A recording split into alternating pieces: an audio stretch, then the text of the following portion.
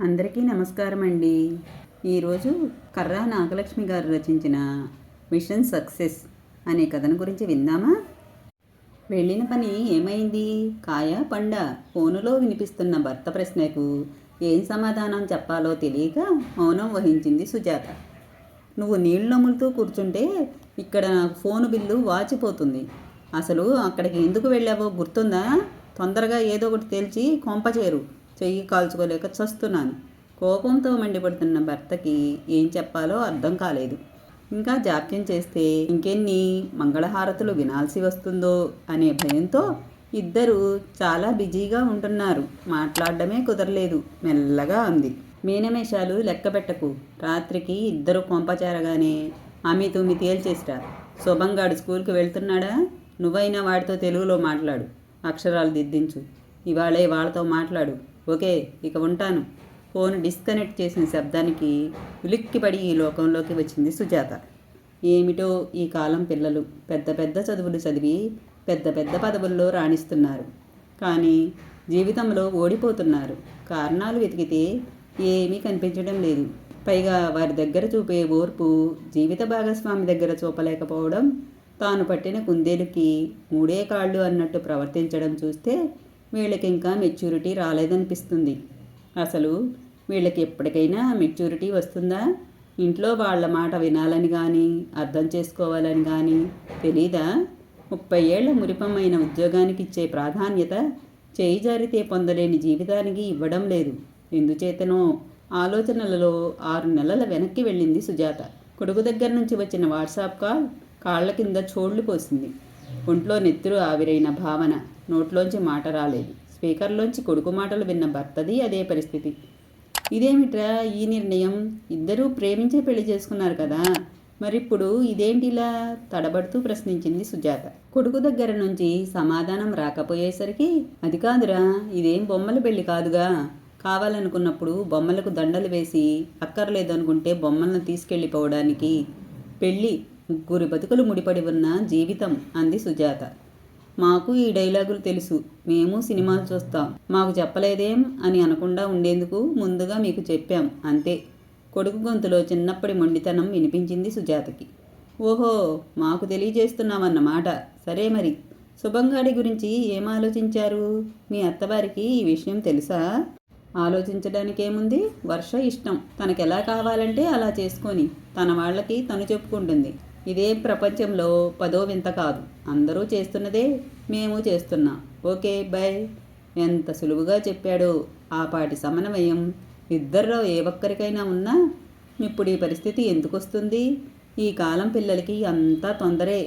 ఏమైనా అంటే డిజిటల్ యుగం ఫాస్ట్గా లేకపోతే ఎలా అని సమాధానం. ఏమిటే నీ కొడుకు వాగుతున్నాడు? మన ఇంటా వంట ఉందా ఇది? రేపు నలుగురిలో తల ఎత్తుకు తిరగాలా వద్దా?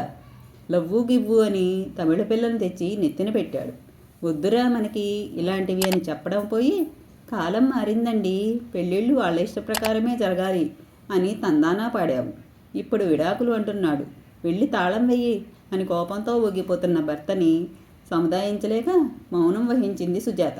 శాంతంగా ఆలోచించి పరిష్కరించవలసిన సమస్య కానీ ఇలా అరుచుకుంటే లాభం లేదని తెలిసిన సుజాత ముందుగా వియ్యాల వారితో మాట్లాడి వారి అభిప్రాయం కూడా తెలుసుకుందామని ఫోను చేతిలోకి తీసుకుంది. నెంబర్ నొక్కకముందే వియ్యంకుడి నెంబర్ ఫ్లాష్ అవుతూ రింగ్ అయింది మొబైల్. ఓ మారు కలిసి మాట్లాడుకుందాం అని నిర్ణయించుకున్నారు. ఈ లోపున సుజాత కోడలికి ఫోన్ చేసింది. ఎన్నో రకాలుగా అడిగినా, సారీ అత్తమ్మ, రోజూ గొడవలు పడుతూ ఎడమొహం పెడమొహంగా ఉండే బదులు విడిపోతేనే మంచిదని నిర్ణయానికి వచ్చాం అంటుందే తప్ప మరో మాట లేదు. కొడుకును కదిపితే తనే విడిపోదామంది. అలా అన్న తర్వాత ఇంకేం మిగిలింది? నేను సరే అన్నా అంటాడు తప్ప మరో మాట లేదు. బియ్యంగుడికి 50 ఏళ్లకి లేకలేక పుట్టిన ఒక్కగానొక్క కూతురు. ఈ వయసులో ఇలాంటి వార్త వారి ఆరోగ్యాల మీద దెబ్బ కొట్టింది. మనోవ్యాధికి మందేది? ఆరోగ్యరీత్యా కదలలేని పరిస్థితి వాళ్ళది. ఉద్యోగ బాధ్యతలతో కదలలేని పరిస్థితి భర్తది. అయినా ఇలాంటి సున్నితమైన విషయాలలో భర్త తలదొచ్చకపోతేనే మేలు అనుకుని 10 ఏళ్లకి వీసా ఉన్న సుజాత 11వ రోజున అమెరికా చేరుకుంది. అప్పటి నుంచి తీరుబాటుగా కూర్చొని పిల్లలతో మాట్లాడాలని చూస్తోంది. పిల్లలు దానికి అవకాశం ఇవ్వకుండా తప్పించుకుంటున్నారు. ఆఖరికి భర్త చెప్పినట్లు 6 నెలలు ఉత్తినే గడిచిపోతాయా? అసలు వాళ్ళు తనని మాట్లాడనిస్తారా? అన్ని ప్రశ్నలే. సమాధానాలు ఎప్పటికి దొరుకుతాయో. నానమ్మ, ఎక్కడున్నావు?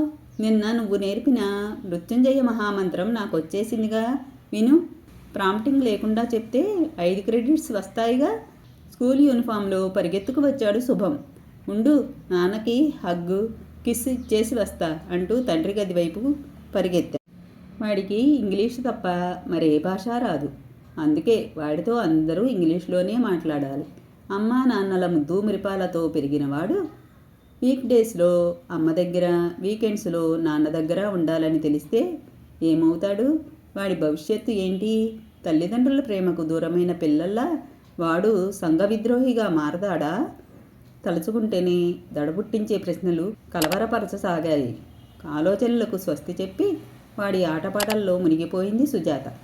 ఆ సమాధానం దొరికే సమయం అతి తొందరలోనే రాబోతుందని అప్పటికి సుజాతకి తెలియదు.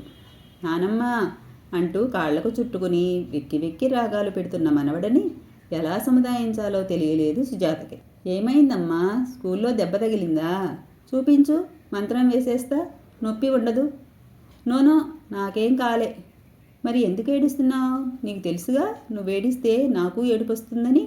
మాట పూర్తి కాకముందే సుజాత కళ్ళల్లో నీళ్ళొచ్చాయి. ఏడవకు నానమ్మ, నేను ఏడవనులే. మరే మరే నా ఫ్రెండు మేక్స్ తెలుసుగా? తెలుసు.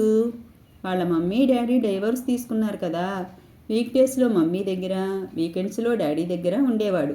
ఇప్పుడేమో డాడీకి గర్ల్ ఫ్రెండు, మమ్మీకి బాయ్ ఫ్రెండు వచ్చారు. డాడీ ఏమో వీకెండ్స్కి తీసుకువెళ్ళడం మానేశాడు. మమ్మీ బాయ్ ఫ్రెండ్ కూడా వీడిని బాగా పనిష్ చేస్తున్నాడట. మేక్స్ని వెల్ఫేర్ సెంటర్లో చేరుస్తారట. అక్కడ మమ్మీ డాడీ లేని పిల్లల్ని చేరుస్తారట. వాడు చాలా దిగులుగా ఉన్నాడు నానమ్మ. తిరిగి వెక్కి వెక్కి ఏడవసాగాడు. వాడిని ఎలా ఓదార్చాలో తెలియలేదు సుజాతకి. అయినా వాడి దుఃఖం చూడలేని సుజాత, ఏడవకు నాన్న, మ్యాక్స్ వెళ్ళిపోతే మరో ఫ్రెండ్ దొరుకుతాళ్లే. వెల్ఫేర్ సెంటర్స్లో పిల్లల్ని బాగా చూసుకుంటారమ్మా. అక్కడ ఎవరూ పిల్లల్ని కొట్టరు. మంచి స్కూల్స్లో చదివిస్తారు. నువ్వేం మ్యాక్స్ గురించి బెంగపెట్టుకోకు అంటూ వాడి వెన్ను నిమరసాగింది. నేనేం మ్యాక్స్ గురించి ఏడవట్లే, ఉక్రోషంగా అరిచినట్లు అన్నాడు శుభం. మరి? అయోమయంగా అంది సుజాత. నీకు తెలుసా నానమ్మ, మమ్మీ డాడీ కూడా డైవోర్స్ తీసుకునేటట్టు ఉన్నారు. నానమ్మ వైపు చూస్తూ అన్నాడు శుభం. చచ, అలాంటిది ఏమీ లేదమ్మా. నీకు తెలియదు నానమ్మ, లాస్ట్ జనవరి నుంచి వాళ్ళిద్దరూ వేరే వేరే రూమ్స్లో పడుకుంటున్నారు. రోజు గట్టిగా అరుచుకుంటున్నారు కూడా. మ్యాక్స్ మమ్మీ డాడీ కూడా డైవోర్స్కి ముందు ఇలాగే చేసేవారట. నాకు తెలుసు, వీళ్ళు కూడా డైవోర్స్ తీసుకుంటారు. బావురుమన్నాడు శుభం.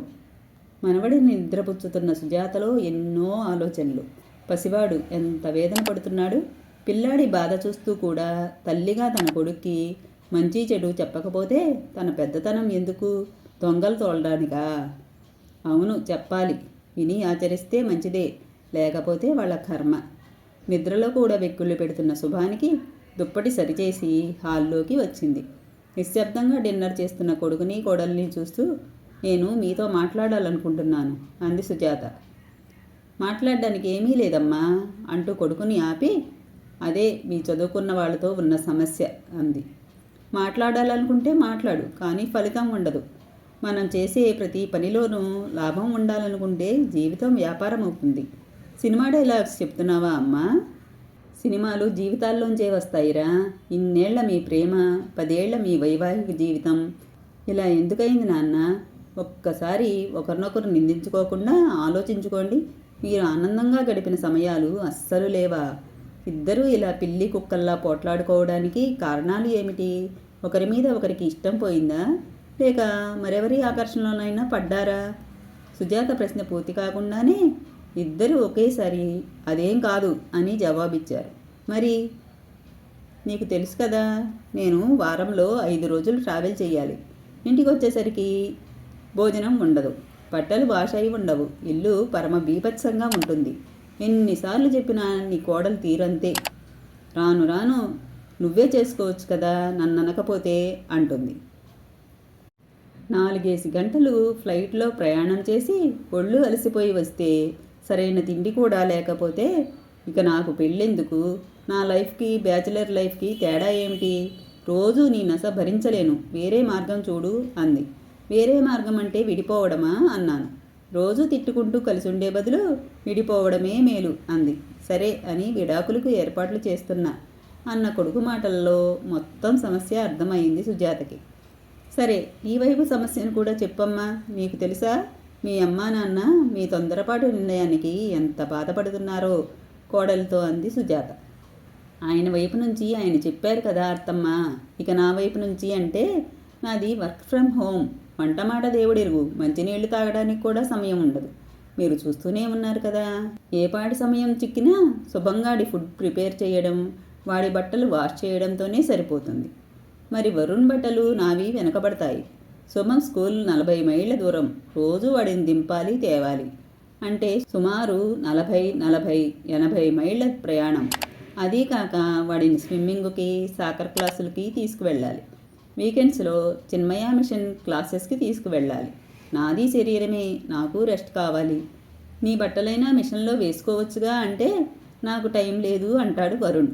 వీక్ డేస్లో ఎలాగూ ట్రావెల్లో ఉంటాడు కాబట్టి కనీసం వీకెండ్ క్లాసుల కన్నా శుభాన్ని వరుణ్ తీసుకువెళ్తే నాకు బట్టలు వాష్ చేసుకోవడానికి, డిష్ వాషర్ లోడ్ చేసుకోవడానికి వీలవుతుంది కదా. వర్ష తన ఇబ్బందులను చెప్పుకుపోతోంది. నిజమే, సాఫ్ట్వేర్ ఉద్యోగాలలో జీతాలు ఎక్కువ, పని కూడా ఎక్కువే. అమెరికాలో ఉన్న వాళ్ళకైతే పండుగ పబ్బాలకు కూడా సెలవులుండవు. పొద్దుట అమెరికా కస్టమర్తో మాట్లాడాలి. పనిచేసేవారు ఇండియాలో ఉంటారు కాబట్టి తెల్లవార్లు వాళ్ళతో మాట్లాడాలి. కాబట్టి వీరికి రాత్రి పగలు తేడా లేదు. చేసే పనికి అంతు పొంతు కూడా ఉండదు. చిన్నప్పటి నుంచి ఇటు పుల్ల అటు పెట్టకుండా పెరిగిన పిల్లలు పెద్ద చదువులు చదివి పెద్ద పెద్ద కంపెనీల్లో పెద్ద జీతం అనగానే ఆకాశంలో విహరిస్తారు. వాస్తవంలో పడేసరికి ప్రేమ పెళ్ళు, పెద్దలు కుదిర్చిన పెళ్ళు అయ్యి ఒకరో ఇద్దరో పిల్లలు కలిగి కష్టాలు మొదలవుతాయి. సరైన నిద్రాహారాలు లేక, పని ఒత్తిడి తట్టుకోలేక వచ్చే చిరాకు ఇంట్లో వారి మీద చూపించడం మొదలు పెడతారు. కానీ ఒత్తిడి తగ్గించుకునే మార్గాలు మాత్రం వెతకరు. విడాకులే వారి సమస్యకు పరిష్కారం అనుకుంటున్నారు. ఆలోచనల్లోంచి బయటపడి తలనొప్పి వస్తే తలనరుక్కుంటామా, బాంబు రాసుకుంటామా కొడుకుని అడిగింది సుజాత. నువ్వు మరీనమ్మా, తల ఎవరైనా నరుక్కుంటారా? మరి మీరు అదే చేస్తున్నారు కదా. ముందు సమస్య ఎక్కడుందో తెలుసుకుని మందు వేయాలి కానీ ఇదేమిట్రా అంటే మేము అనవసరంగా రియాక్ట్ అవుతున్నామనా? మాకు ఆలోచించే శక్తి లేదనా? శక్తి ఉంది, కానీ దాన్ని సరిగ్గా ఉపయోగించుకోలేకపోతున్నారు. నీ ఉద్దేశంలో సమస్య ఎక్కడ ఉన్నట్టు? అలా అడిగావు, బాగుంది. సమస్య మీ ఉద్యోగాల్లో ఉంది. అయితే ఉద్యోగం మానేసి కూర్చోమంటావా? ఆ తొందరే వద్దనేది. సమస్యకి తగిన చర్య తీసుకోవాలి. వంకాయ కూరలో ఉప్పు ఎక్కువైందని, నువ్వు తిన్న కంచం తీయలేదని కోడలు కోర్టుకెక్కితే ఎలా? చిన్నవాడైన శుభం చక్కగా తన వాదన వినిపించాడు. వాడి ప్రశ్నలకు మీ దగ్గర సమాధానాలు ఉన్నాయా? నీ చిన్నప్పుడు ఏమిటి, ఇప్పటికీను నాకు మీ నాన్నకి ఏ విషయంలోనూ అభిప్రాయాలు కలవలేదు. అంత మాత్రాన విడిపోయామా? కొన్నిసార్లు ఆయన మాటకు నేను విలువిచ్చి పాటించాను, కొన్నిసార్లు నా మాట చెల్లించుకున్నాను. దేనికైనా పట్టు విడుపు ఉండాలి. సరే, మీరన్నట్లుగానే అభిప్రాయాలు కలవలేదని విడాకులు ఇచ్చేసుకుని మరో భాగస్వామిని వెతుక్కుంటే వారితో అభిప్రాయ భేదాలు రావని గ్యారంటీ ఉందా? అలా జరిగితే మళ్ళీ విడాకులా? శుభం వాడి అభిప్రాయం చెప్పాడు కదా. నేను కొన్ని సలహాలు ఇస్తాను, ఆలోచించండి. నచ్చితే పాటించండి, సరేనా? మేము ఎవరికీ తలవంచం. మమ్మల్ని ఏ బంధాలు కట్టిపడేయలేవు. మేము సర్దుకోలేము, కానీ ఎదుటివారు అన్నింటికీ ఒదిగి ఉండాలి. ఇది మీ అభిప్రాయం. ఇది న్యాయమేనా? ఒకరు ఒక మెట్టు ఎక్కాలి, అవసరమైతే ఒక మెట్టు దిగాలి. మనం మాట్లాడే ప్రతి మాటను ఆచితూచి వాడాలి కానీ నోరుంది కదా అని నోటికొచ్చింది మాట్లాడితే ఎలా? ప్రతి యాక్షన్కి రియాక్షన్ ఉంటుంది అని చిన్నప్పుడు చదువుకున్న పాఠం జీవితాంతం గుర్తుంచుకోవాలి. ఆడకైనా మగకైనా ఇది వర్తిస్తుంది. ఒకటి చెప్పండి, మీ బాస్తో అభిప్రాయ భేదం వస్తే ఏం చేస్తున్నారు? సర్దుకుపోతున్నారా? మాటకు మాట అని దెబ్బలాడుతున్నారా? మాటకు మాట అంటే వెంటనే ఫైరే. కస్టమర్తోనూ ఇంకా జాగ్రత్తగా ఉంటాం. మీ సబార్డినేట్స్తోనూ చాలా జాగ్రత్తగా మంచిగా మాట్లాడి పని చేయించుకుంటారు, అవునా? మరి మీ ఇద్దరూ మాట్లాడుకునేటప్పుడు మాత్రం సామరస్యం ఎందుకు లోపిస్తోంది? మా కాలంలో ఆఫీసులలో పని కాబట్టి మేము ఆఫీస్ని గుమ్మం బయటే విడిచి ఇంట్లోకి వచ్చేవాళ్ళం. ఇప్పుడు మీకు ఇల్లే ఆఫీస్ కాబట్టి మీ ల్యాప్టాప్ మూసేయగానే మీ లైఫ్ మొదలవుతుంది. మీరు చేసే ఉద్యోగం 30 ఏళ్ళు మాత్రమే, అది గుర్తుంచుకోవాలి. మిమ్మల్ని గమనించిన తర్వాత నాకు బోధపడింది ఏమిటంటే, ఇంటి పనులు నేనెందుకు చెయ్యాలి, మగవాడిని అనే అహంకారం నీది. నీతో సమానంగా ఉద్యోగం చేస్తున్నప్పుడు అన్నీ నేనే ఎందుకు చేయాలి అనేది వర్షాభిప్రాయం. మొత్తం మీ సమస్యలకు ఇదే కారణం. దీనికి సింపుల్గా ఒక సొల్యూషన్ చెబుతాను, వినండి. ఇద్దరూ బాగా సంపాదిస్తున్నారు కాబట్టి మీ ఇంటి పనులకి పని మనిషిని పెట్టుకోండి. పిల్లాడి స్కూల్కి దగ్గరగా ఇల్లు తీసుకుంటే ప్రతిరోజు 40 మైళ్ళ దూర ప్రయాణం తగ్గి నీకు అలసట తగ్గుతుంది. వండుకోవడానికి సమయం లేదని ఏదో ఫాస్ట్ ఫుడ్ తిని, లేకపోతే అసలు తినక నీరసపడి ఆ కోపం పిల్లాడి మీదో భర్త మీదో చూపించే బదులు ఇండియన్ స్టోర్లో దొరికే కూరలు తెచ్చుకొని అన్నం వండుకుంటే సరి. లేదా ఇళ్లల్లో తయారు చేసి హోమ్ డెలివరీ చేసేవాళ్ళు కూడా ఉన్నారు. అలాంటి వాళ్లతో రోజువారీ ఏర్పాటు చేసుకున్నా హాయిగా గడిచిపోతుంది. మరో ముఖ్యమైన సంగతి స్ట్రెస్ మేనేజ్మెంట్. మన శరీరాన్ని మైండ్ని అప్పుడప్పుడు రీఛార్జ్ చేసుకుంటూ ఉండాలి. మధ్య మధ్యలో మీకోసం మీరు సమయం వెచ్చించుకోవాలి. శని ఆదివారాలలో మరీ ముఖ్యమైన కాల్స్ అయితే తప్ప ఆన్సర్ చేయకండి. మీ కుటుంబంతో మీకు నచ్చిన రీతిలో గడపండి. 3-4 నెలలకు ఒకసారి ఔటింగ్కి వెళ్ళిరండి. ప్రతి చిన్న విషయానికి విడాకులు కాదు పరిష్కారం. ఎలా విడిపోవాలో కాక ఎలా కలిసి ఉండాలో ఆలోచించండి. మీ జీవితాలు మీవే కాదనను, కానీ మీ జీవితాలతో పెనవేసుకున్న పిల్లాడి గురించి కూడా ఆలోచించాలిగా. మీరు మీ తల్లిదండ్రుల దగ్గర ముద్దు మురిపాలు పొందారు. మరి వాడు చేసిన పాపం ఏమిటి? మీరు ఎదుర్కొన్న సమస్యలు మేము ఎదుర్కోలేదా? మీకు కనీసం ఆర్థిక సమస్య లేదు, కానీ మా దగ్గర చాలినంత డబ్బు ఉండేది కాదు. ఓ వీకెండ్ సినిమా అని మరో వీకెండ్ పార్కుకని తక్కువ ఖర్చుతో ఉండే వాటిని ఎంచుకునేవాళ్ళం. అంతేగాని పిల్లలని ఇంటిని వదిలిపెట్టేయాలని ఎప్పుడూ అనుకోలేదు. భార్యాభర్తలు ఒకరికి ఒకరు ఒదిగి ఉండడం తప్పు కాదు. ఒకరు కోపంలో ఉన్నప్పుడు మరొకరు తగ్గాలి. అంత మాత్రాన మనం ఓడిపోయినట్టు కాదు. సంసారం సాగరం అన్నారు, కానీ సంసారం సమరం అనలేదు. ఈ చిన్న విషయం మీకు అర్థమైతే చాలు. నేను చెప్పాలనుకున్నది చెప్పాను. మీకు నచ్చితే ఆచరించండి, లేదా మీ ఇష్టం. నాకు పిల్లాడికి ప్రయాణానికి ఏర్పాట్లు చేయండి. నేను వాడిని అనాథగా వదలలేను అనేసి బెడ్రూమ్లోకి వెళ్ళి తలుపేసుకుంది. తన సూచన వాళ్ళకి ఆమోదయోగ్యం అవుతుందో కాదోనని తెలియని ఆందోళన తెలతెలవారే వరకు నిద్రను ప్రసాదించలేకపోయింది. శుభం మెల్లగా నానమ్మ అని పిలవడంతో మెలకు వచ్చింది సుజాతకి. పద నానమ్మ, బ్రష్ చేసుకుందాం అనడంతో తలుపు తీసింది సుజాత. సర్ప్రైజ్ సర్ప్రైజ్ శుభం అంటున్న అమ్మా నాన్నల్ని నమ్మలేనట్లు చూశాడు శుభం. ఇల్లంతా అలంకరించిన కొవ్వొత్తులని, డైనింగ్ టేబుల్ పైన పెట్టిన పువ్వులని, కేకుని చూసి wow, I love you mummy daddy, నానమ్మ దా ఫ్యామిలీ హగ్ టైం అంటున్న శుభం మొహంలో కోటి చంద్రుల కాంతిని చూసింది సుజాత. 1 సెకండ్ అని మిషన్ సక్సెస్ అని భర్తకి వాట్సాప్లో మెసేజ్ పెట్టి పరుగున వచ్చింది సుజాత. ఈ కథ ఇంతటితో సమాప్తమండి. మళ్ళీ ఒక మంచి కథతో మళ్ళీ కలుద్దాం.